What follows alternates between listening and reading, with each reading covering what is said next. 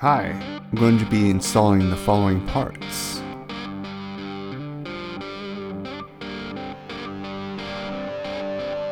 Wanted to show you how they came. The quality is good. They came with all of the parts. This is the skid plate with the spacers and nuts. And this is the plate that covers the oil filter.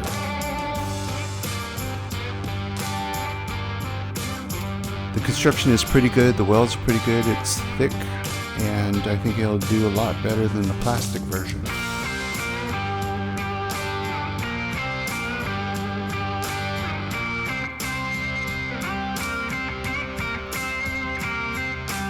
Alright, next up we're going to do the radiator guard. Comes with this foam tape to help it protect.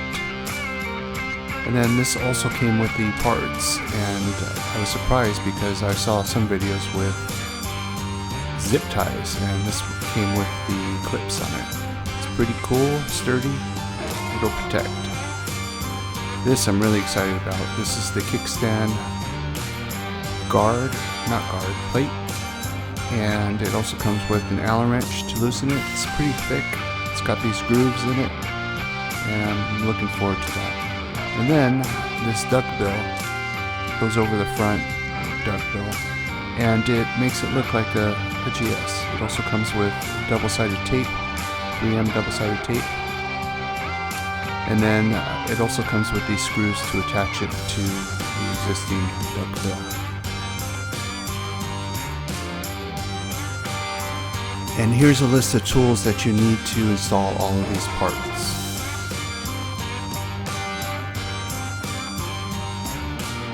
There's a drill for drilling the pilot holes, screwdriver, T-handle hex, it's a number 5. And then this is also an attachment for hex, number 5, to the socket.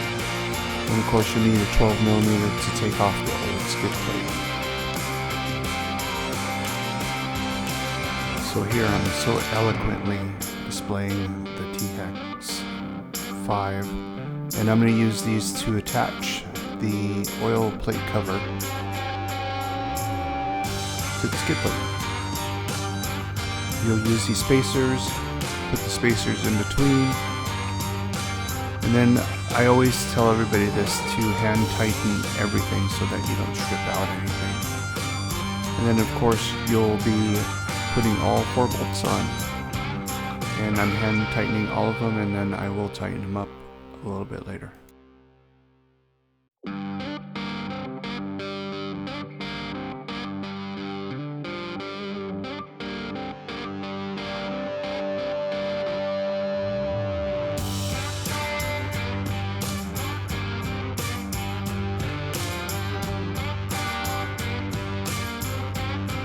So the first thing you have to do is take your socket with your 12mm socket on it and take off the old skid plate.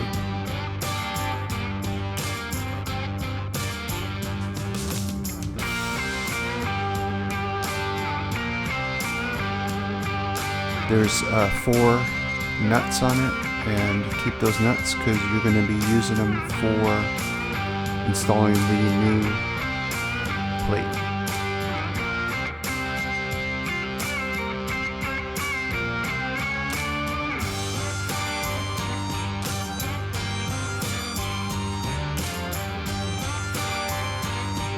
Make sure when you take off the old plate that you clean off all of the screws because they might have dirt on them and stuff like that. I just do this as a precaution.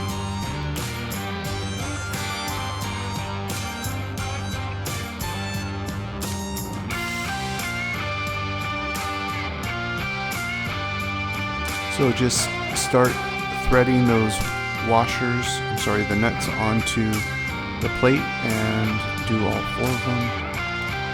This took a little bit of time because the holes weren't directly the same, so I had to pull the plate a little bit in order to get all of the nuts to fit on. It wasn't a big deal, it didn't bend the nuts or anything like that, it just took a little bit of time. And again, I'm tightening by hand. I recommend that so you don't strip the threads. And and I just did them all by hand, and then afterwards use the socket to actually tighten them.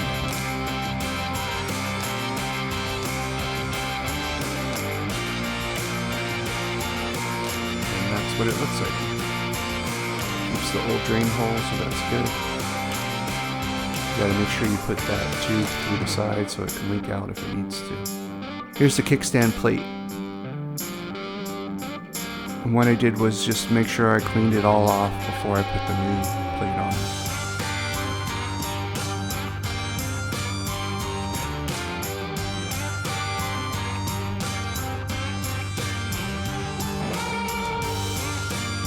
And what you want to basically do is loosen all of the Allen bolts.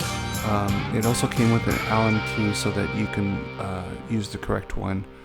You don't need to take them all off. I just loosened them up so I can slip the kickstand onto it.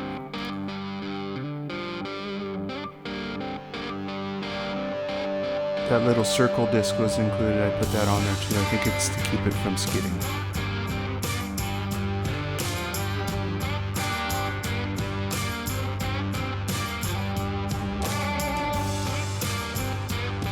Here I am just sliding it on. Again, those nuts are loosened and just hit it on. It fits perfectly in there.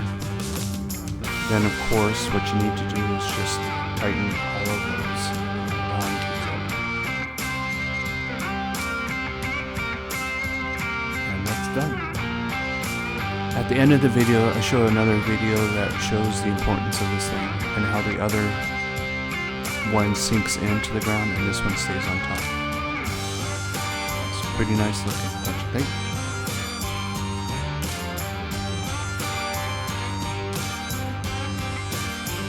Okay, taking off the radiator bolts. You gotta loosen all 4 of these bolts on the top. The electronic piece right there, you have to loosen that so that it slides in there easily. Here I am applying the double-sided foam tape. And this gives it kind of a space so it doesn't rattle around, as well as gets air through the system.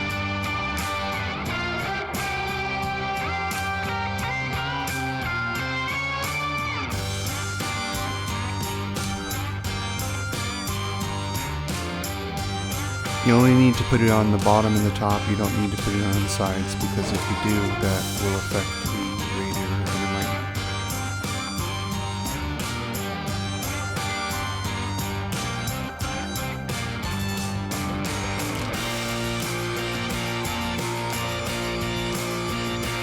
They included clips with this, which is great. Like I said earlier, I've seen them tie wrapped on the bottom, but these clips actually go on the bottom holes and it attaches with that, so that's great. I used the original bolts for the top and those worked fine. They included extra ones, so that was awesome.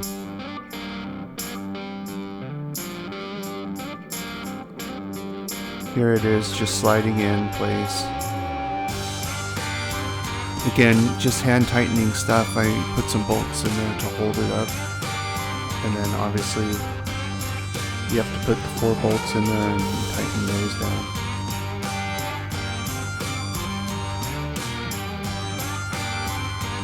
As you can see, I just did the top ones. And then now I'm using the clips on the bottom part, the bottom 2 holes.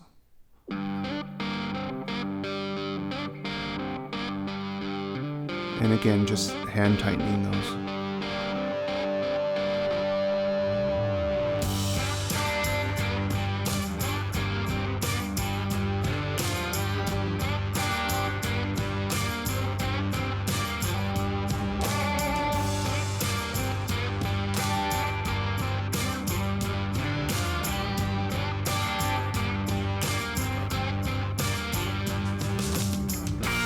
This is where the socket comes in handy, because then you can tighten them down a lot faster than using the T-handle hex.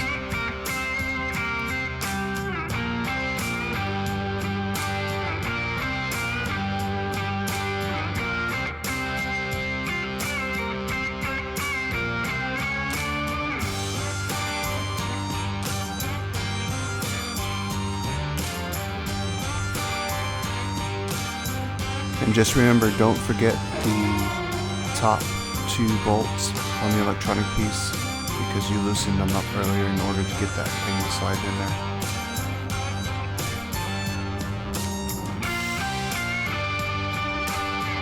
And here's what it looks like when it's finished. I think it looks pretty good, and it's helped to protect from rocks and things like that.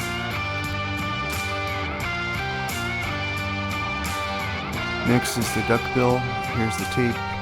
You just have to peel that tape off first to get it into position, and it holds it in place.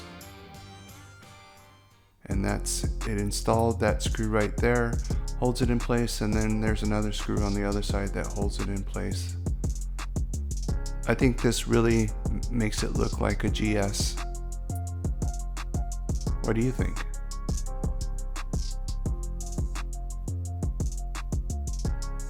Here's a walk around just looking at the parts installed.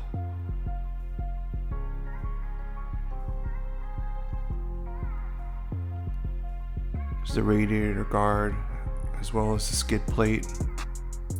Here's the duckbill cover on the front. I think it adds to the aesthetics of the motorcycle. Then of course, here's the kickstand plate. As you'll see, it's not digging in or anything like that.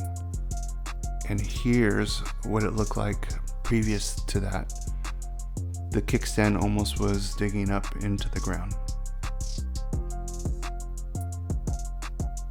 Again, thanks for watching. Hope you subscribe if you like the videos. There's more install videos to come.